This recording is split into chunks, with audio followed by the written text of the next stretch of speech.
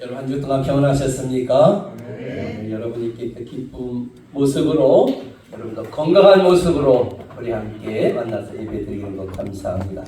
우리 좌우 앞뒤 인사 나누시다. 사랑합니다. 네, 축복합니다. 네, 잘 오셨습니다. 네, 어저께는 비가 아주 무섭게 오더라고요. 바람이 우리 교회 왔었는데 바람이 얼마나 많이 부는지 막 나무들이 막 흔들리고, 오늘도 하나님께서 날씨 좋게 해주셔서 이렇게 맑은 날씨 가운데에 또 함께 모여서 예배 드리는 것 너무 감사합니다. 늘 하나님의 축복과 하나님의 은혜가 여러분의 삶 속에 충만하시기를 주님의 이름으로 축원합니다. 오늘 말씀 제목 한번 읽어봅시다. 시작. 삶의 풍랑을 잔잔케 하시는 주님. 삶의 풍랑을 잔잔케 하시는 주님. 어느 날 성경의 기적을 믿지 아니하는 여 선생님이 학생들에게 이렇게 얘기했습니다. 여러분, 성경에 있는 기적은 진짜로 있었던 것이 아닙니다. 예를 들어 우리가 알다시피 모세가 백성들을 이끌고 홍해를 건넜을 때에 바다의 깊이가 6인치밖에 안 되는 갈대밭을 건너간 것이지 어떤 기적이 일어난 것이 아닙니다. 얘기를 했어요. 그때에 교회를 다니는 한 학생이 얘기했어요. 선생님 말이 끝나자 예수님을 믿는 한 학생이 큰 소리를 외쳤어요. 여러분, 이런 기적을 인하여 하나님께 영광을 올리시다. 그랬어요. 그때 좀 기분이, 그 말을 듣고 있던 선생님이 기분이 좋지 않았어요. 선생님이 학생이 묻더랍니다. 무슨 기적이란 말이야? 학생은 다음과 같이 얘기했대요. 선생님, 생각해 보세요. 하나님이 모세와 이스라엘 백성을 따라오던 애굽의 큰 군대를 모두 홍해 바다에 빠져 죽게 했는데 선생님 말씀대로 6인치 깊이의 물에다가 애굽의 그 많은 군대를 다 빠뜨려 죽게 하신 하나님이 어찌 그 행하신 기적이 아니겠습니까? 묻더래요. 그러나 선생님은 아무 말하지 못하더래요. 자, 오늘 예수님께서 물 위로 걸어가신 표적으로서 자연의 그 법을 갖다가 완전히 넘어선 어떤 모습을 보여주시잖아요. 자, 요한복음에 있는 말씀에 이런 말씀이 기록되고 있어요. 한번 봅시다. 시작.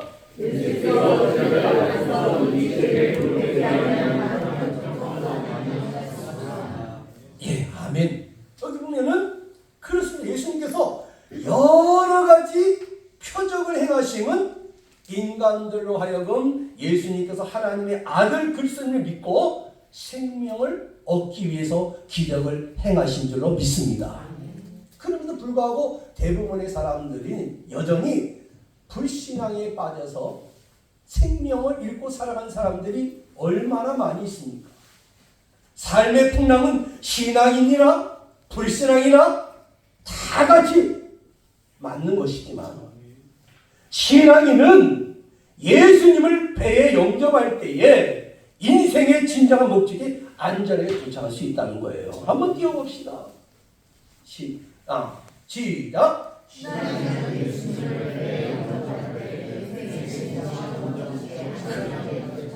우리 믿음의 사람들은요, 예수님을 배에 영접할 때에 인생의 진정한 목적지에 안전하게 도착할 수 있다는 거예요.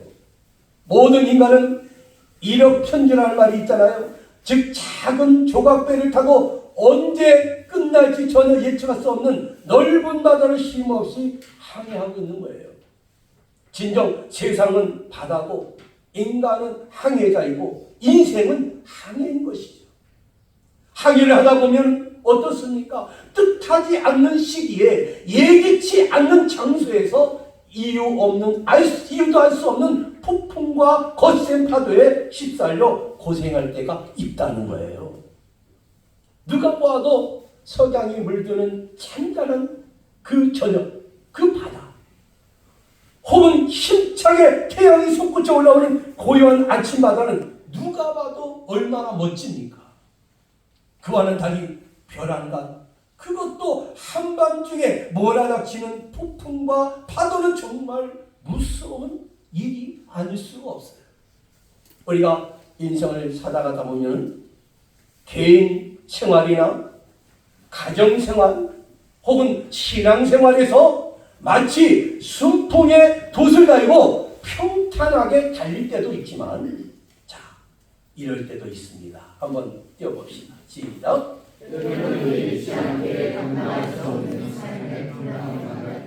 그래요.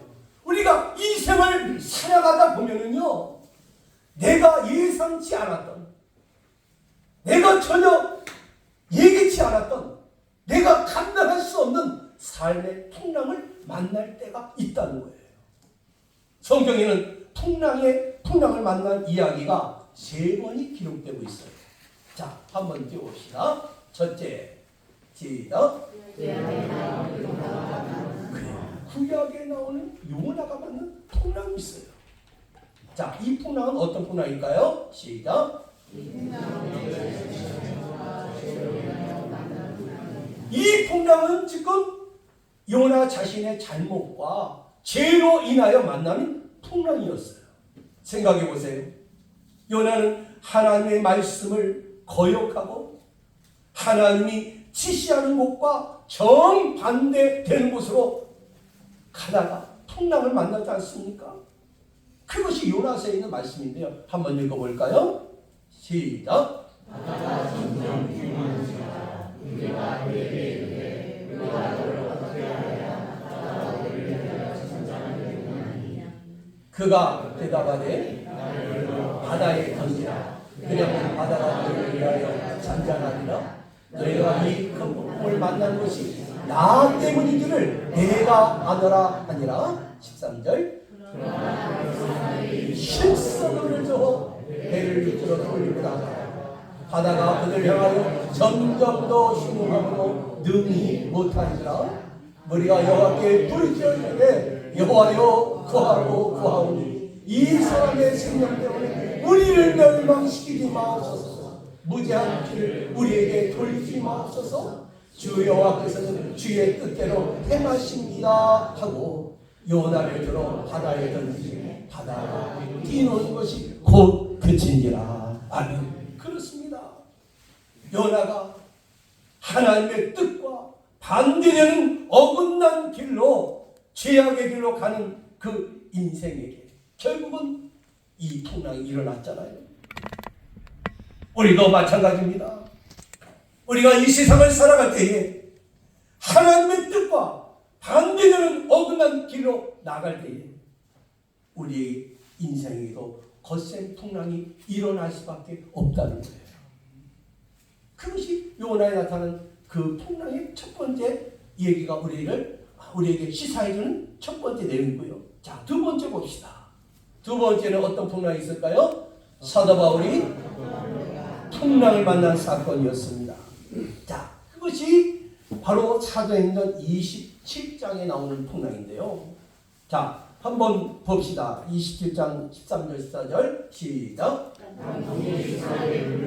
그들의 뜻을 이룰 줄 알고 그들의 해변을 끼고 항해하더니 얼마 안 되어 성 가운데로부터 유라굴로라는 강풍이 크게 일어나니. 아멘. 자, 맨 처음에는요 순풍이었어요. 전혀 이상이 없었어요. 근데 얼마 안 되어서 성 가운데로부터 유라굴로라는 큰 광풍이 일어납니다. 원래는 바울이 그때는 항해를 하지 않아야 된다고 말을 했거든요. 근데 참 이 풍랑은 왜 일어났는가? 자, 한번 봅시다. 시작. 이 풍랑은 인간의 경험을 진리의 말씀보다 재물을 더 의지할 때 찾아오는 풍랑입니다. 그래요. 하나님의 종 바울은 계시를 통하여 항해 도중에 큰 고난이 올 것을 미리 알았어요. 그는 영적인 사람이었기 때문에 알았어요. 그래서 그 선장과 선주에게 그리고 얘기를 했어요. 항해를 지연해야 된다고. 지금 가면 안 된다고 건의했어요.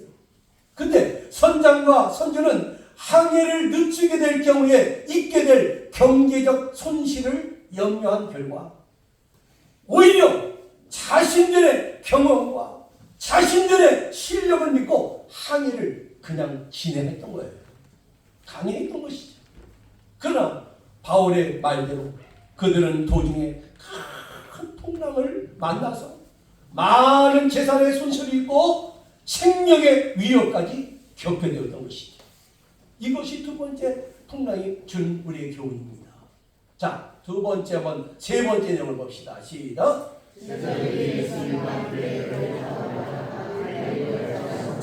제자들이 예수님과 함께 배를 타고 하다가 갈릴리 바다에 만난 풍랑이 있어요. 자, 이것이 마가복음에 나타난 말씀인데요. 한번 읽어볼까요? 시작. 물결이 배에 부딪혀 들어와 배에 가득하게 되었더라. 예수께서는 보물에서 베개를 베고 주무시더니 제자들이 깨어있더니 선생님이여 우리가 죽게 된 것을 돌보지 아니하시니까 하니 예수께서 깨어 바람을 꾸짖으시며 바다로 이르되 잠잠하라 고요하라 하시니 바람이 그치고 아주 잔잔하여 진지라. 아멘. 자, 이 풍랑은 어떤 풍랑이었을까요? 한번 띄워봅시다. 시작.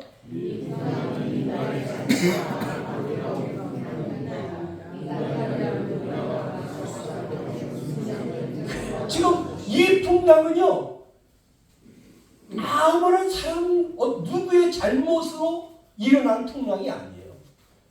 아무런 관계가 없는 풍랑이에요.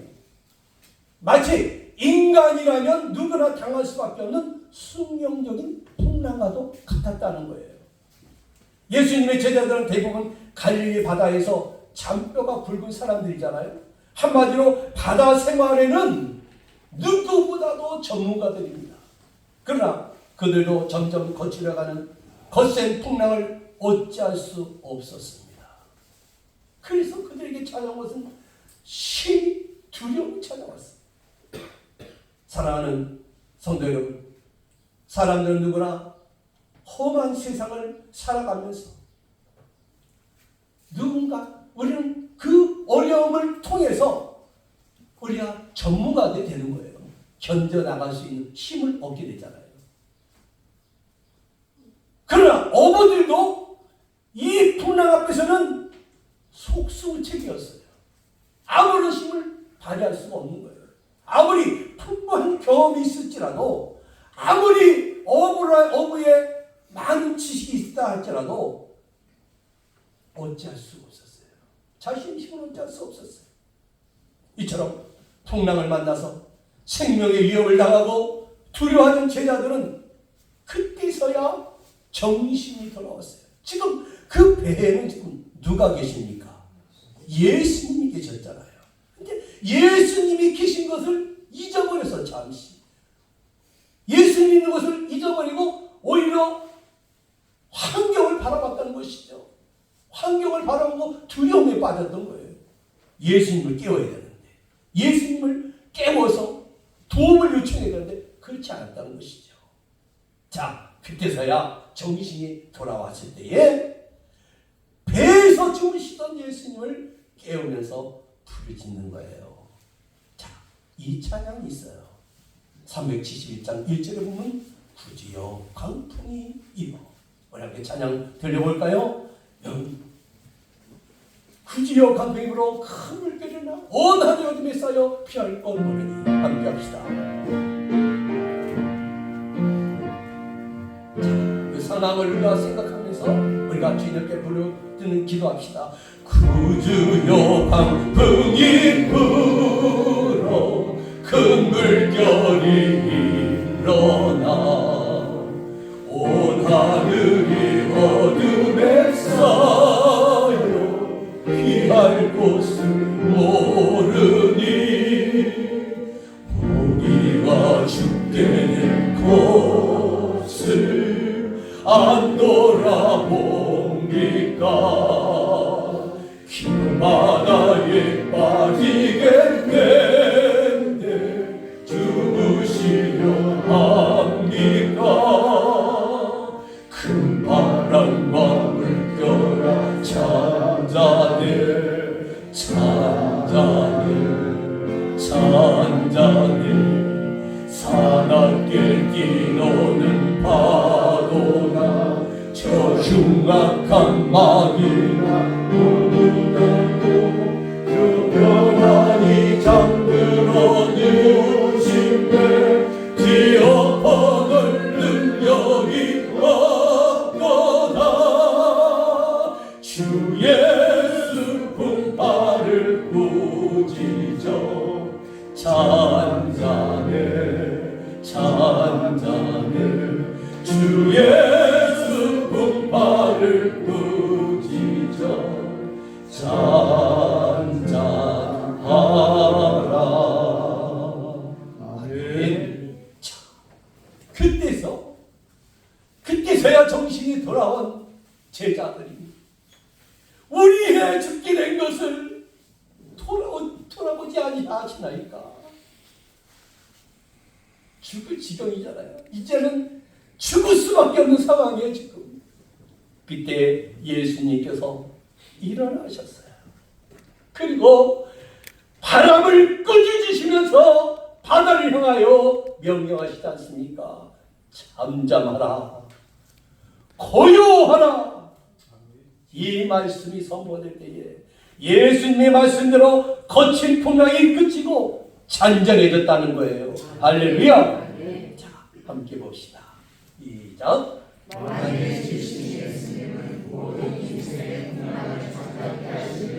믿으시면 크게 아멘 합시다.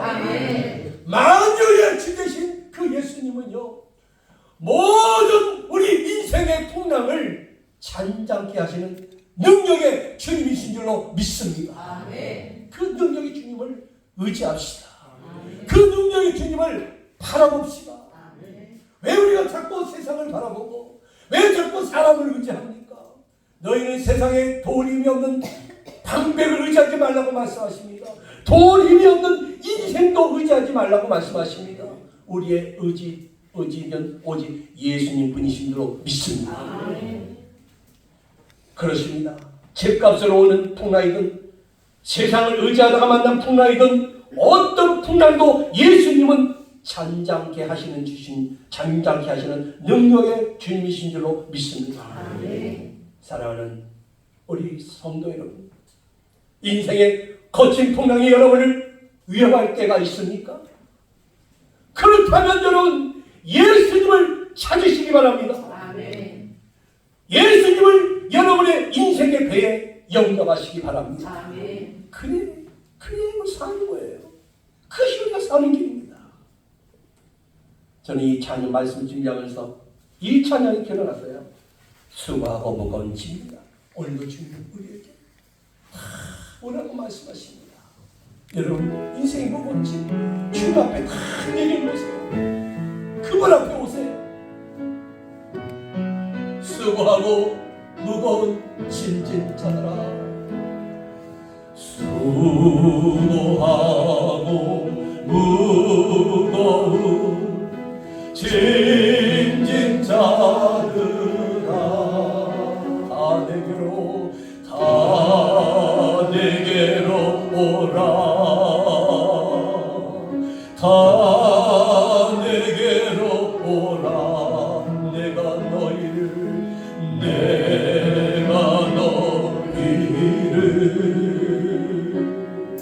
쉬게 하리라. 내가 너희를 쉬게 하리라. 아멘. 인생의 무거운 짐 다 주님 앞에 내려놓으시기 바랍니다. 그 짐을 주님 앞에 가지고 오시기 바랍니다. 켄시라는 믿음의 사람은 우리에게 이런 좋은 말을 남겼어요. 한번 띄워봅시다. 시작. 데니스는 이런 말을 했습니다. 비록 밤에 신앙과 형식이 나뉜다 할지라도 폭풍우가 아무리 세찬 소리를 내릴지라도 그 폭풍우를 가르며 들려오는 보다 굵직한 음성을 듣는 자들에게는 모든 것이 아름답도다. 그래요. 우리는 폭풍우를 가르며 들려오는 그 주님의 음성을 들을 수 있기 바라요. 두려울 필요가 없어요. 요한복음, 여러분 우리가 말씀 있다고 요한 6장에 보면 예수님께서 보리떡 5개와 물고기 2마리를 가지고 축사하신 후에 5,000명을 나눠주셨잖아요. 그리고 요한복음 6장 13절에 보니까 이런 말씀이 있어요. 시작. 이에 거두니 보리떡 5개로 먹고 남은 조각이 12바구니에 찼더라. 아멘. 이처럼 예수님께서는 오병이어의 기적을 베풀고 나신 후에 예수님께서는 무리를 떠나서 산으로 가셨어요. 날이 저물어 제자들은 배를 타고 바다를 건너 가버나움으로 출발했습니다. 그런데 문제가 생겼어요. 6장 18절인데요. 시작. 큰 바람이 불어 파도가 일어나라. 자, 갈릴리 호수를 항해하는 중에 큰 바람이 불어서 풍랑을 만나서 제자들이 큰 역경에 처했다는 거예요. 비록 예수님은 무리를 피하여 산에 가셨지만 예수님께서는 한시도 제자들의 일거수일투족을 놓치지 않고 지켜보고 계셨어요. 너도 강풍에 휘날리던 그 자초지종을 예수님은 사랑의 눈초리로 떠나지 않으시고 항상 함께 하셨고 보고 계셨어요. 예수는 그들을 향하여 무리로 걸어가셨던 것이죠. 자, 이 말씀 한번 적용해 볼까요? 우리도 인생을 살다가 보면 우리 삶 가운데에 원치 않는 시련이 부닥칠 때가 있다는 거예요. 그럴 때에 우리 예수님께서는 저와 여러분 모두를 지켜보고 계신다는 것을 믿으시기를 주님의 이름으로 축원합니다. 그 어려운 순간에요, 주님이 지켜보고 계셔요. 우리를 외면하지 않으시고 그걸 지켜보고 계신다는 거예요. 예수님 이름은 임마누엘이잖아요. 즉 우리와 함께 하신다. 우리 하나님 우리와 함께 하신 분이잖아요. 때로는 예수님은 우리를 위해서 모든 것을 너무 편안하게 해주시면 않습니다. 때로는 우리로 하여금 우리 스스로가 싸워서 우리 자신의 승리를 거두게 하시는 분이 우리 주님이십니다. 이처럼 예수님은 어떤 운동 경기에서 훌륭한 노력을 다하는 자녀를 보시며 자랑스럽게 여기시는 부모와 같고요. 비극적으로 낭망하여 옆으로 빠진 것을 보고 슬퍼하는 부모 같은 것이 예수님의 마음이십니다. 인생은 우리들 위해 내려비치는 예수님의 사랑의 눈빛으로 말미암아 여러분 활기를 가지게 될 수 있기를 주의 이름으로 축원합니다. 예수님께서는 제자들을 하여금 안전하게 마른 육지에 상륙할 최후의 노를 적게 하시려고 산에서 내려오셨어요. 그리고 두려워 떨고 있는 제자들에게 찾아오셨어요. 예수님처럼 결코 거리를 둔 태도로 우리를 지켜보신 분이 아니라는 거예요. 말하자면 관람석이나 울타리 밖에서 보고 계시는 것이 아니라는 것이죠. 때로는 우리가 힘이 모자라고 우리 스스로 감당하기에 너무 벅찬 때에 예수님은 사랑의 눈빛으로 우리를 찾아오신 줄로 믿습니다.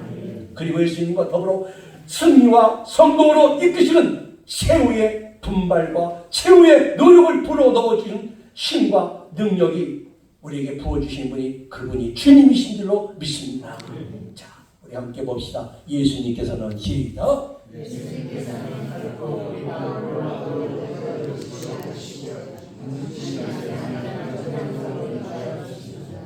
믿으며 아멘 합시다. 아멘. 예수님께서는 결코 우리가 홀로 하도록 내버려지지 않으신다는 거예요. 반드시 저와 여러분을 안전한 피난처로 인도하여 주실 줄로 믿습니다. 그분을 신뢰하시기 바랍니다.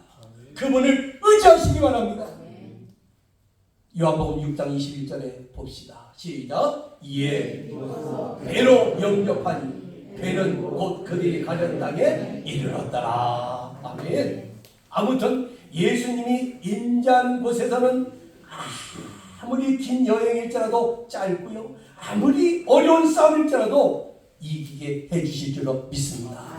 자, 시편의 말씀인데요. 시작. 그들이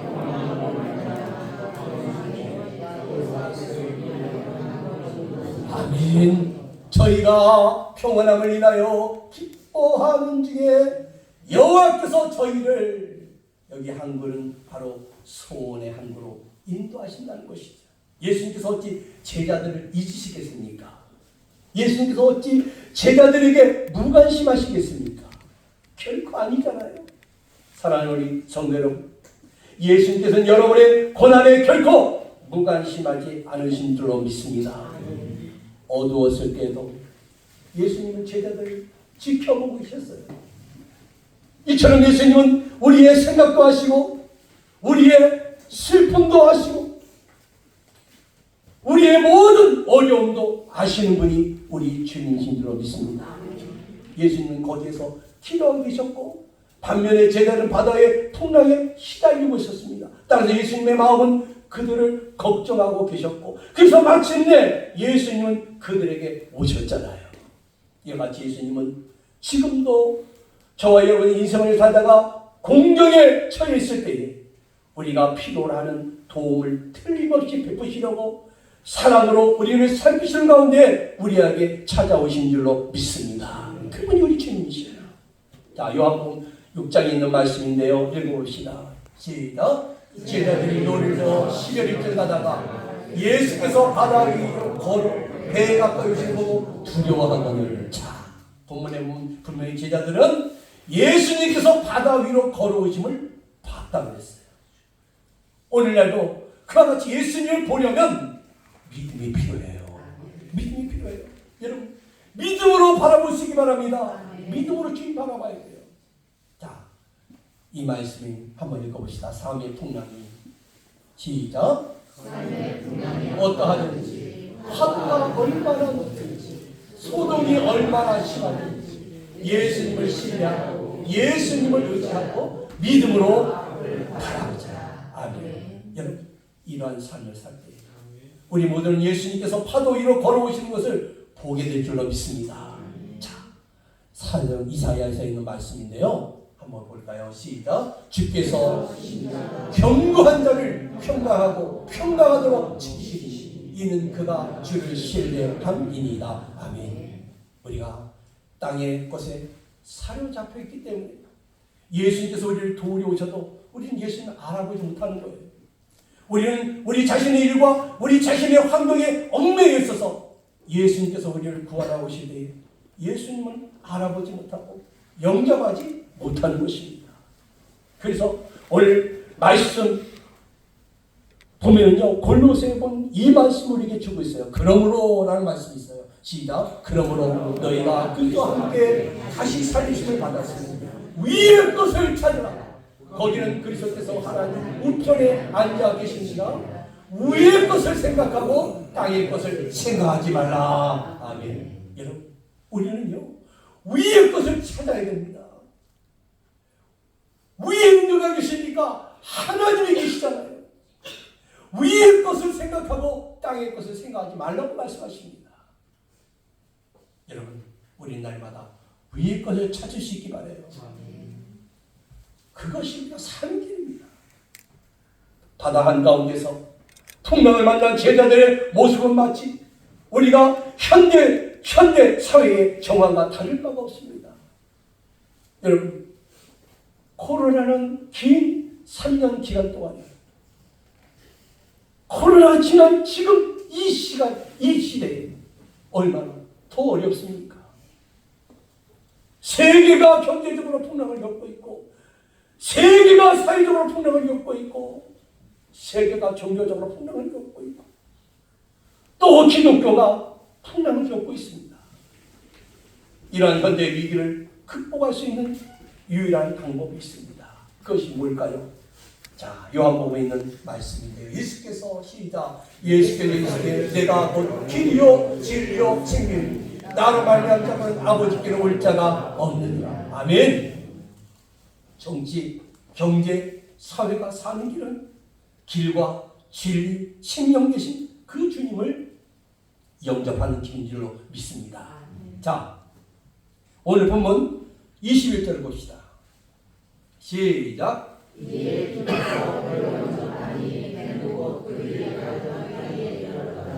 자, 이에 기뻐 배로 영접하니 배는 곳 저희의 가려운 땅에 이르렀더라. 다시 말해서 예수님을 배에 영접하자 제자들은 가려던 소원의 항구에 속히 도달했다는 거예요. 할렐루야. 이 말씀은 현대가 당면한 모든 문제점을 해결해준 열쇠이기도 합니다. 먼저 예수님을 배로 영접하는 거 있잖아요. 예수님이 없을 때는 위험했지만 일단 예수님을 배 안에 영접하자 풍랑이 잔잔해지잖아요. 여기 배는 작게는 나 자신을 가리키고요, 크게는 가정과 교회, 국가나 볼 수 있어요.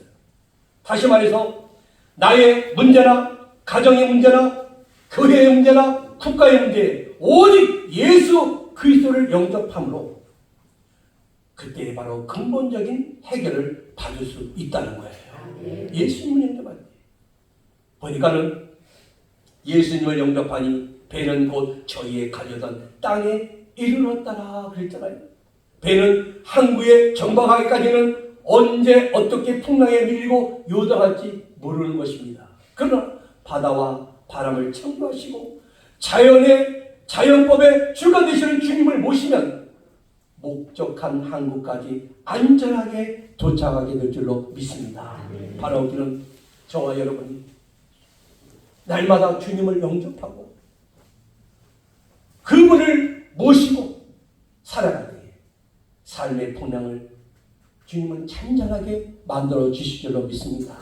또한 우리의 삶의 안전한 삶을 살아가는 동안 안전한 목적지까지 우리를 편안하게 인도하여 주실 줄로 믿습니다. 오늘도 그 주님을 바라보고 믿음으로 살 수 있기를 주님의 이름으로 축원합니다.